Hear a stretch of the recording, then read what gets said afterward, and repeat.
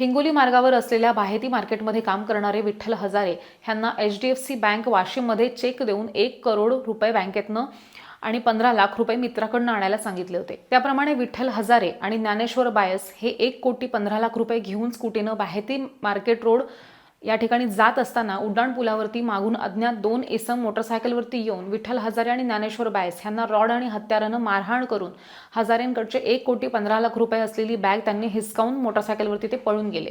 या घटनेचा पोलिसांनी मोठ्या शिताफीनं तपास करून अवघ्या 24 तासात आरोपींना जेरबंद केले आणि यशस्वी अशी कामगिरी केली आहे।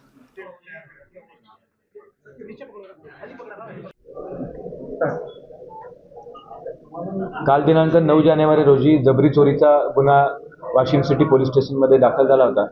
त्यामध्ये विठ्ठल APMC याच्यातले 2 कर्मचारी 1 कोटी 15 लाख रुपयाची कॅश परत घेऊन जात असताना त्यांच्यावर 2 अज्ञात इसमांनी मागून हल्ला केला आणि ती बॅग हिसकावून तिथून त्यांनी पळ काढला।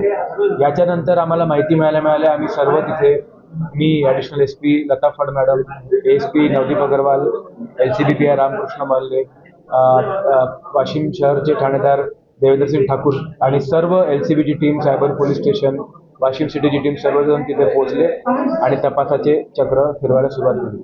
रात्रभरातून IG सरांनी सुद्धा दिलेल्या टीम्समधून 15 टीम्स तयार करण्यात आल्या। त्यांना विविध प्रकारे विशिष्ट कामगिरी देण्यात आली आणि CCTV footage analysis, call data analysis हे सगळं करून गोपनीय यंत्रणा सतर्क करून आम्हाला विजय गोटे नावाचा एक इसम याच्यामध्ये संशयित वाटला।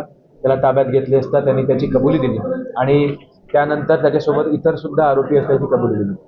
तर सध्या त्यांच्यापैकी अजून एक इसम, त्याचा सख्खा भाऊ विजय गोटे हा आपल्या ताब्यात आहे आणि यांच्याकडून अद्याप पावेतो 1 कोटी 2 लाख रुपयाची रिकव्हरी करण्यात आलेली आहे। अजून पुढील तपास चालू आहे। धन्यवाद। विजय गोटेला वाशिममधूनच अटक करण्यात आलेली आहे। तसेच संजय गोटेला तोंडगाव येथून त्याच्या घरातून अटक करण्यात आली आहे।